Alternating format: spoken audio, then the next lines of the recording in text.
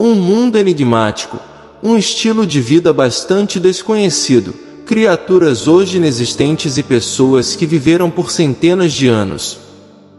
Supostos gigantes caminhavam pela Terra em uma época que desperta a curiosidade de muitos. Estamos nos referindo à Era Pré-Diluviana, um período registrado nos primeiros capítulos do livro de Gênesis da Bíblia. De acordo com o texto bíblico, nessa era a civilização humana alcançou grandes realizações, mas também cultivou uma cultura de pecado. Mas como era a vida das pessoas naquele tempo? O que elas faziam?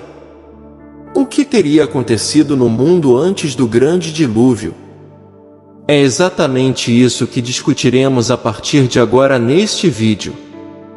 Obviamente, a primeira família pré-diluviana foi a família de Adão. Depois de serem expulsos do jardim do Éden, Adão e Eva se estabeleceram e tiveram filhos e filhas. Como se sabe, o primeiro filho desse casal foi Caim, mas infelizmente ele também se tornou o primeiro assassino do mundo. Antes do dilúvio, de maneira covarde, Caim tirou a vida de seu próprio irmão, Abel. Como consequência desse terrível pecado, Caim recebeu uma marca de Deus e construiu uma cidade na terra. Caim deu o nome de sua primeira cidade, chamando de Enoque. Essa cidade, que existiu antes do dilúvio, é a primeira cidade mencionada no livro de Gênesis, no capítulo 4. No entanto, diferentemente das teorias extrabíblicas, as Escrituras explicam claramente que o homem foi criado por Deus como um ser racional e moralmente capaz. Isso significa que, embora o homem experimente um tipo de evolução intelectual à medida que adquire conhecimento e desenvolve novas tecnologias, não houve um processo evolutivo como espécie, conforme defendido por algumas teorias científicas. Isso fica evidente quando observamos os relatos bíblicos sobre o período anterior ao dilúvio. Como foi mencionado, Caim, o primeiro ser humano a nascer na Terra, era suficientemente desenvolvido para construir uma cidade, e seus descendentes foram responsáveis por grandes invenções. Por exemplo, Jabal, Jubal e Tubal-Caim foram responsáveis por aprender a habitar em tendas, criar rebanhos de gado e desenvolver as artes por meio do uso de instrumentos musicais. Eles também dominaram a forja de ferramentas usando cobre e ferro. Posteriormente, no tempo de Noé, a Bíblia mostra como o homem já possuía a capacidade e os recursos necessários para construir uma grande arca, de acordo com as instruções divinas. Embora a Bíblia não forneça muitos detalhes sobre esse período, fica evidente que houve um forte desenvolvimento tecnológico e cultural no mundo pré-diluviano. Uma pergunta comum sobre esse período diz respeito à sua duração, ou seja, quanto tempo durou o mundo pré-diluviano. A verdade é que a Bíblia não especifica a duração desse período, mas muitos estudiosos acreditam que o intervalo entre a criação e o dilúvio pode ter sido muito maior do que o restante da história bíblica. Várias tentativas foram feitas para datar esse período, mas todas sem sucesso. Na verdade, o único registro que fornece algum dado cronológico sobre esse período é a lista genealógica encontrada em Gênesis, capítulo 5. No entanto, é improvável estabelecer datas precisas com base nesse registro, simplesmente porque esse não é o seu propósito principal. As genealogias bíblicas estão mais interessadas em estabelecer linhagens do que em definir dados cronológicos.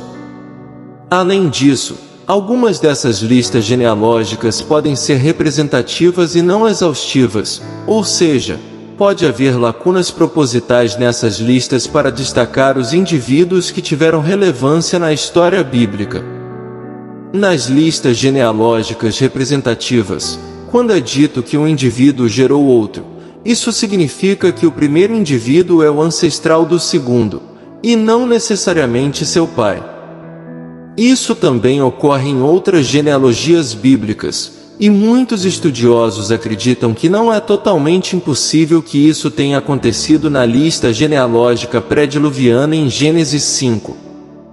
No entanto, com base nessa lista, pelo menos os estudiosos conseguem observar que o grande desenvolvimento experimentado pelo homem antes do dilúvio provavelmente estava relacionado à longevidade das pessoas naquela época.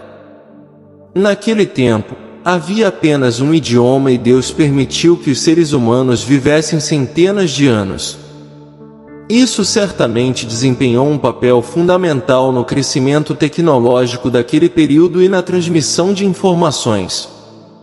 Embora existam outras interpretações sobre a longevidade das pessoas que viveram antes do dilúvio, a interpretação mais tradicional e amplamente aceita pelos estudiosos cristãos é aquela que faz uma leitura literal do texto bíblico, registrando que aquelas pessoas realmente viveram centenas de anos.